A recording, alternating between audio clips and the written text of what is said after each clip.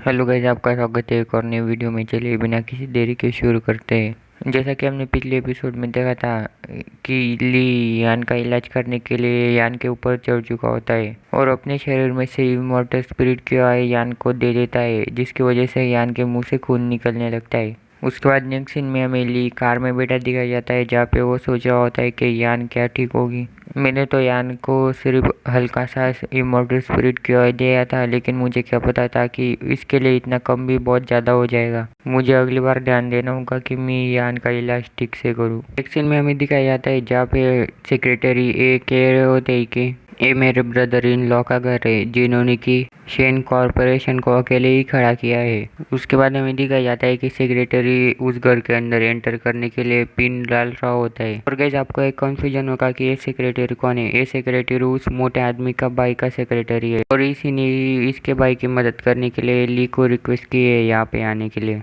Back to the topic, ली की नज़र वहाँ पे लगे तालिस्मान की तरफ जाती है। उसके बाद हमें दिखाया जाता है कि वो दोनों घर के अंदर आ जाते हैं, जहाँ पे सेक्रेटरी उसके ब्रदर इन लॉ से कह रहा होता है कि यही वो एक्सपर्ट है डॉक्टर ली, जिनके बारे में मैंने आपको बताया था। और डॉक्टर ली, मैं आपका इंट्रोडक्शन कर देता हूँ। लेफ्ट में बैठी मेरी सिस्टर है और उनके बाजू में बैठे मेरे ब्रदर इन लॉ यानी कि मेरे जीजाजी है, जो कि शेन कॉर्पोरेशन के सीईओ है, शेन पेंग। उसके बाद शेन पेंग ली से कहते कि डॉक्टर ली, आपका यहाँ पे आने के लिए बहुत बहुत शुक्रिया है, जिस पर ली कहता है कि उसकी कोई ज़रूरत नहीं है। उसके बाद शेन पेंग अपनी कहानी बताने लगते हैं कि कुछ दिनों से मुझे ऐसा लग रहा है कि मेरा घर अब सेफ नहीं रहा और मेरा बिजनेस भी अच्छा नहीं चल रहा। आपसे पहले मैंने एक एक्सपर्ट से बात की थी, जिसने कि हमारे दरवाजे पर तालिस्मान लगा दिए थे और कहा था कि सब ठीक हो जाएगा, लेकिन ऐसा कुछ नहीं हुआ। उसके बाद ली शेन से कहता है कि आपका मैनशन का स्ट्रक्चर तो बहुत ही डिफरेंट है, क्या आपने किसी एक्सपर्ट के साथ इसे बिल्ड किया है। जिस पर शेन कहते हैं कि आपने सही कहा, मैं एक बिजनेसमैन हूँ, मुझे इन सारी चीज़ों का ध्यान रखना होता है। और उसके बाद ली पीछे की तरफ देखते हुए कहता है कि क्या आपके पास एक पेट था जो कि अभी अभी मरा है। क्या वो एक काले कलर का डॉग था जिसे आपने इस पूरे के बगीचे के नीचे दबाया है। जिस पर शेन कहते हैं कि डॉक्टर ली, आप तो बहुत ज़्यादा अमेजिंग हो। हमारे पास एक छोटा लिटिल पप था जो कि अचानक से एक बीमारी का शिकार हो चुका था और अचानक से उसकी मौत हो गई थी। जिस पर ली कहता है कि वो कोई बीमारी का शिकार नहीं होता, उसकी मौत का कारण यह है कि आपका पपी आपके घर को डार्क एनर्जी से बचा रहा था, उसी के स्ट्रेस के कारण उसकी मौत हुई थी। जिस पर शेन चौंकते हुए कहती कि क्या डार्क एनर्जी। नेक्स्ट सीन में हमें ली दिखाया जाता है, जो कि घर के बाहर उस डार्क एनर्जी का पीछा करते हुए आ जाता है और शेन से करता है कि उस जगह पे मुझे कुछ अजीब सी फीलिंग हो रही है। मुझे ऐसा लगता है कि उस जगह के अंदर कुछ तो छुपाया गया है, आप उस जगह पे खुदाई करके देख लो।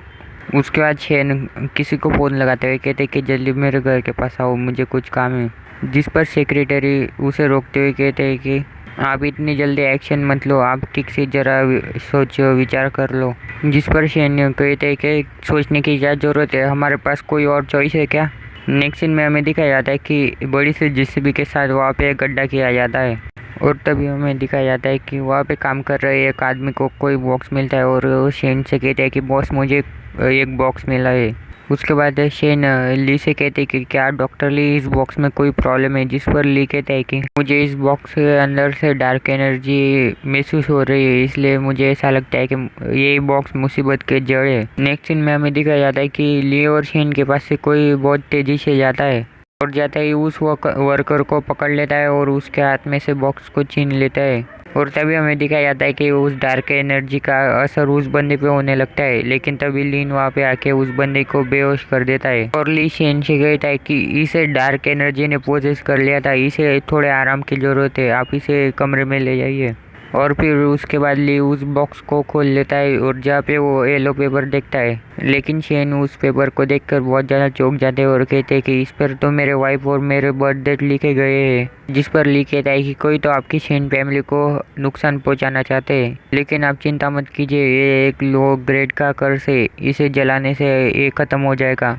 और फिर हमें दिखाया जाता है कि उस बॉक्स को जला दिया जाता है। नेक्स्ट सीन में हमें सारे लोग कमरे के अंदर दिखाया जाता है जहाँ पहले उस बंदे के पास बैठा होता है और उस बंदे का इलाज अपनी सिल्वर नीडल के साथ कर रहा होता है और इलाज करते हुए कहता है कि इसके शरीर के अंदर बहुत ज़्यादा पॉइजन था, लेकिन मैंने इसके ब्लड के अंदर से सारा पॉइजन निकाल लिया है। जिस पर सेक्रेटरी की सिस्टर ली को कहती है कि डॉक्टर ली आपका बहुत बहुत शुक्रिया, यह हमारा अकेला लड़का है, इसकी जान बचाने के लिए आपका बहुत बहुत शुक्रिया। जिस पर ली कहता है कि आप चिंता मत कीजिए, मैंने उस पेपर को जला दिया है, अब आपके घर पे से वो कर्ज हट जाएगा। नेक्स्ट सीन में शेन ली को कह रही थी कि डॉक्टर ली मैं आपको जितना भी धन्यवाद दूँ वो कम ही है, इसलिए मैं आपको 1 करोड़ रुपए दे रहा हूँ, आप इसे ट्रीटमेंट फी समझ कर रख लीजिए।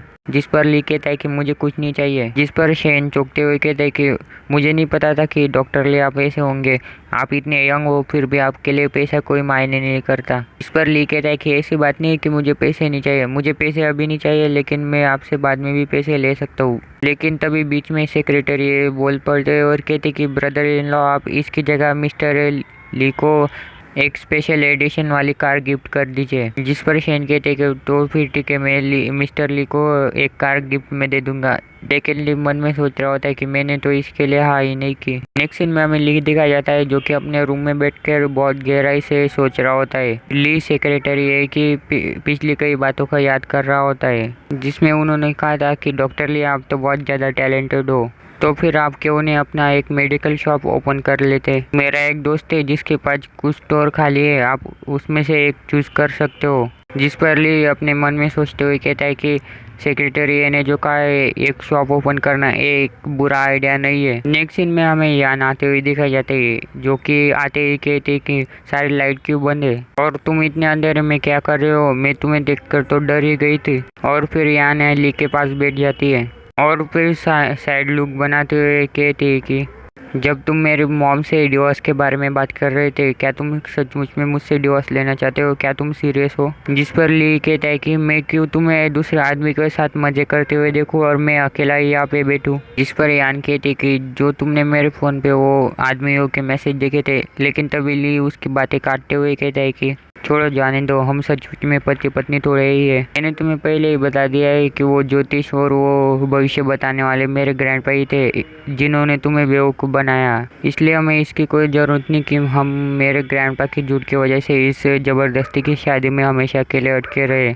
तो फिर ठीक है, हम ये सब चीज़ें यहाँ पे ही ख़त्म करते हैं। ऐसा कह के ली वहाँ से जाने लगता है, लेकिन तभी यान उसे पीछे से पकड़ लेती है और कहती है कि रुको, मुझे कोई परवाह नहीं कि तुम्हारे ग्रैंडपा ने झूठ बोला था, लेकिन फिर भी तुम्हारे ग्रैंडपा ने मेरे ग्रैंडमा की जान बचाई थी।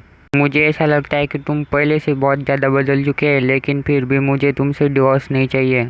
ऐसी बात नहीं है कि मैं तुम्हें मुझे छूने नहीं देना चाहती, लेकिन उसके पीछे भी एक बहुत बड़ा कारण है। और ऐसा कहने के बाद यान को उल्टी आने लगती है, इसलिए वो ली से दूर हट जाती है। तो गाइस वीडियो होता है यहाँ पे ख़त्म। हम अगले एपिसोड में देखेंगे कि क्या कारण है यान की ऐसी हरकत करने का और क्यों वो ली से डिवोर्स नहीं लेना चाहती। क्या और कोई कारण है जिसकी वजह से वो ली के पास जा नहीं सकती। तो फिर मिलते हैं गाइस नेक्स्ट एपिसोड में।